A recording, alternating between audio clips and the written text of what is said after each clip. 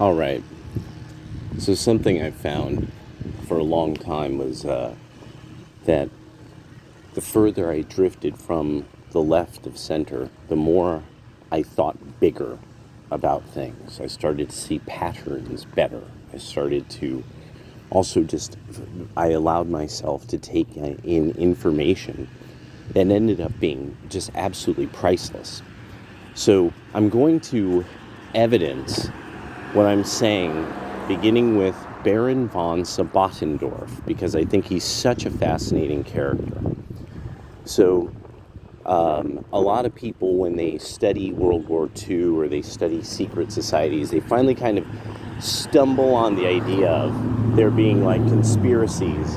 One thing that they'll typically find is at some point the organization, the Thule, and that was like the quote unquote secret society that the Nazi hierarchy were members of.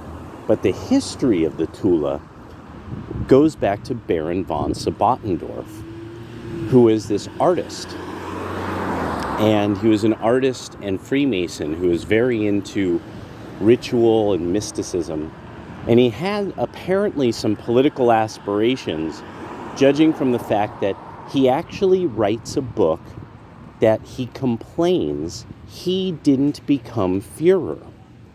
So this is why he's such a good person to evidence a lot of this.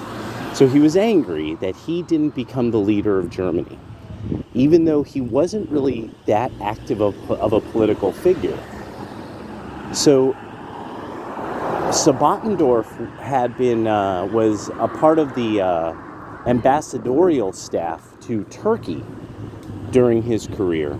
So he's the ambassador to Turkey, and he gets involved in a lot of these elaborate secret society kind of pursuits.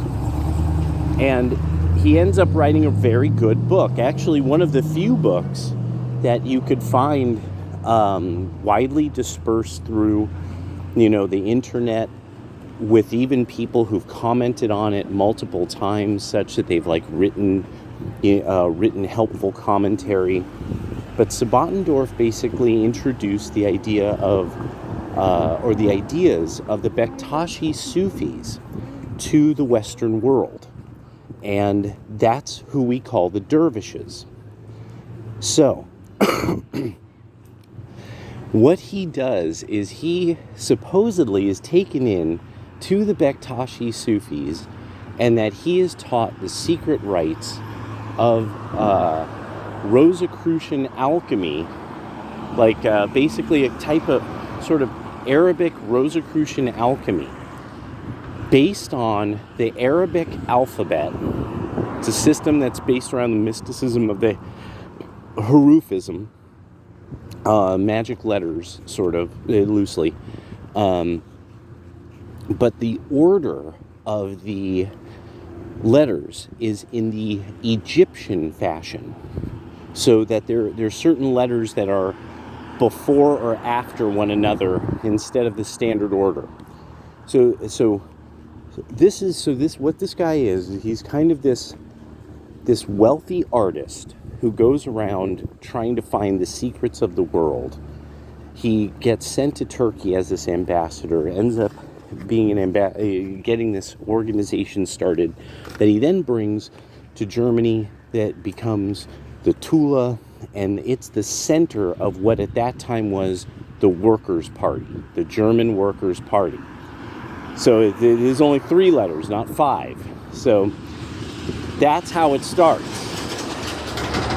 And he gets dispatched back there. The organization apparently is taken out from under his aegis, and the rest of, we kind of understand the rest of the story. That's why he ends up writing the book Bevor Hitler. So he was there before Hitler. So,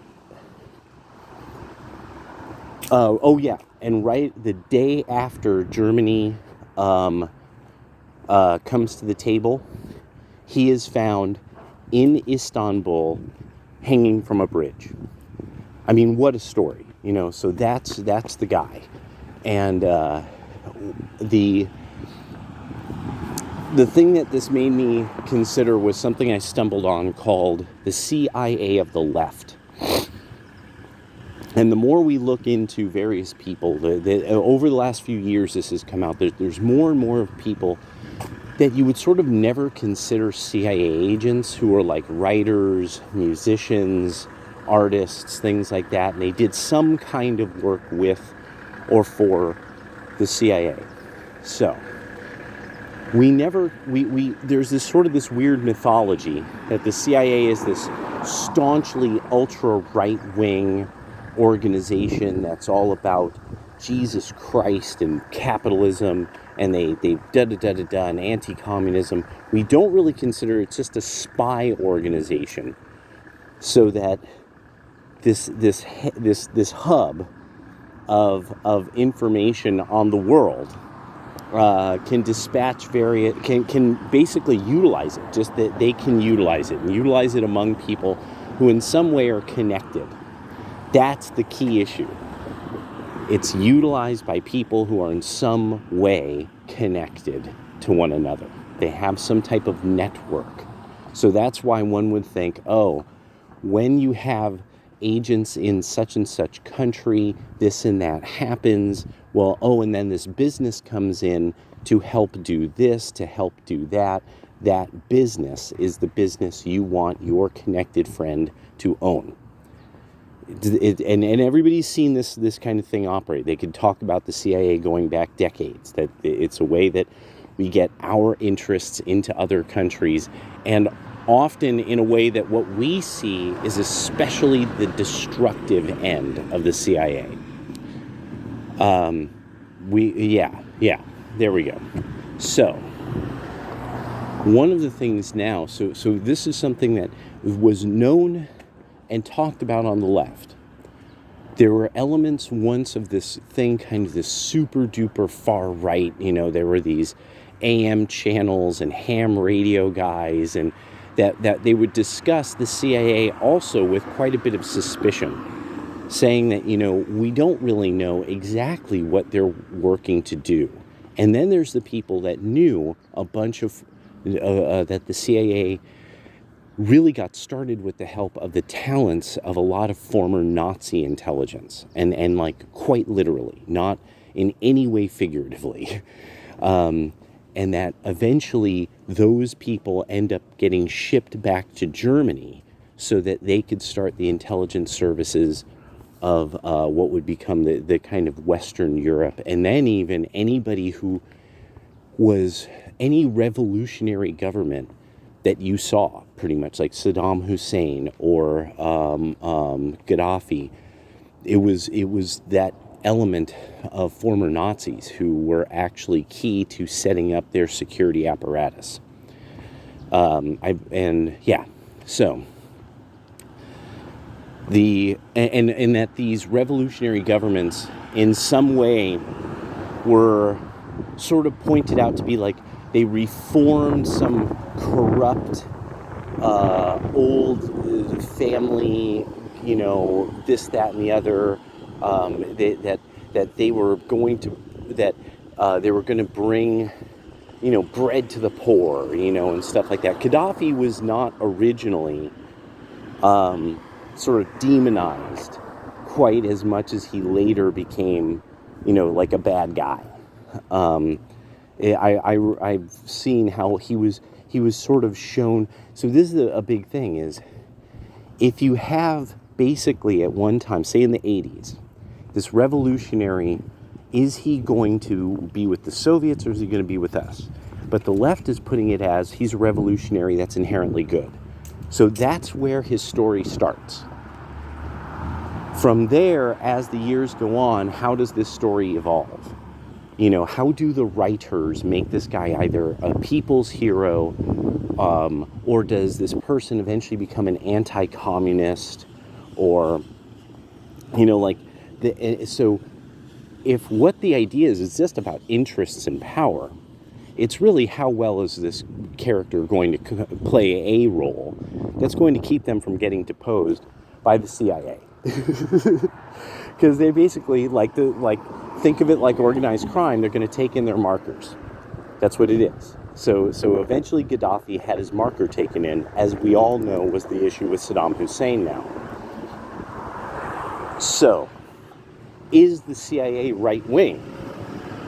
That's then the next thing, are their interests something that would be called right-wing, that they're apparently traditionalist in culture, they want to preserve the nuclear family, or basically the idea of family and legacy.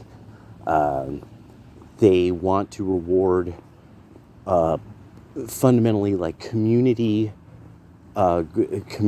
charity rather than state charity, because that would be right wing.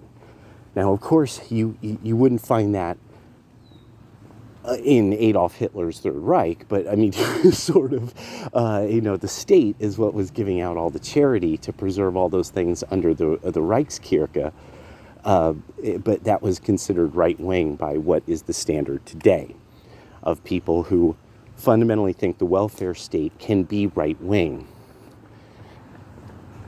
So, this idea of the CIA of the left, then you start seeing it with these odd characters that are artists that end up at some point kind of getting into the realm of politics. So, with Sabotendorf as the example, key to the rise of the Third Reich in some way, because he was able to get these talented people who were probably in a variety of Freemasonic lodges interested and in the same place with a network at the same time to start the German Workers' Party. Without him, the rest couldn't happen. Now, if they were supposedly traditional in some way, why would they allow a Bektashi Sufi mystical rite to be this thing? And then they're trying to alter it so that they could put runic magic in I mean, so we also sort of get this idea of intellectuals are not necessarily practical people. This is not very practical magic. But so at a certain stage, now we look at all of these people who they have what they call as science. They have no actual metric system for this field that is absolutely experimental by any possible way of putting it. That is, you can't stop puberty. That's not possible. That's a life process. That you can't do that. That's not actually, we don't have something that does that. There are no drugs that actually do that. So this is kind of mysticism and pseudoscience. These terms that don't really have definitions. And really, when you're into mystical organizations, very smart people who have these kooky ways of never defining words. That this is solidly, and that when people object to ideas from this kind of almost mystical set of pseudoscientific ideas being taught to children in public schools, the entire law enforcement and intelligence infrastructure is alerted, put on alert, and made to seek out who are these citizens who are going against our secret society. The FBI won't disclose who they're looking into who has not committed crimes, how they're doing it, why they're doing it, and in defiance of the legislature. And what they're doing is very likely completely illegal. So more and more as this goes on, this really is quite obviously almost definitively the way that fascism is obviously something that comes from the left of center. This kind of fake form of non-traditional state-oriented collectivism that has nothing binding it except some kind of kooky set of ideas that have a poor set of definitions based on you see, because they would have been into Harufism, and therefore what really, for the Greek term for it is isopsophy, so magical letters and numbers. because they would have said it's a science, a mystical science. That was very common at the time in books on this kind of thing. And you can't understand it. You have to read more books on isopsophy, on magical numbers and letters to understand the level that we're at. You don't get it. It's just a normie. Now, this is, of course, why in Islam, Harufism it's in its own corner of Islamic practice and stuff, and it's kind of looked on. If you were to look it up, you'll find a lot of times. I don't know if anymore. In the comments will be some pretty rough language from people who are obviously Muslim. They're not into the people who are into Harufism.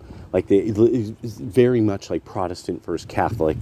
Very similar. It's very similar in those, but really, yeah, they really don't like each other.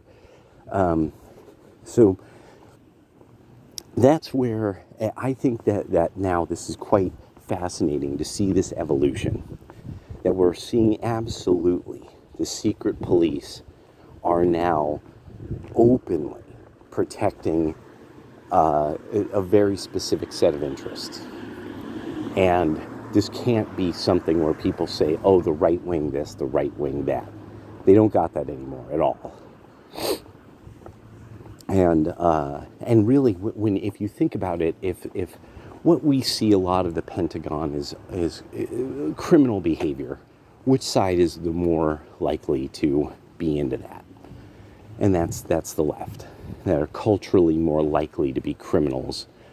And then we're also finding out this physically weak men more likely to be socialists. On the left, they're more likely to be physical weaklings, and people with fucked up backgrounds and stuff, and kind of dysfunctional thinking. And so and it's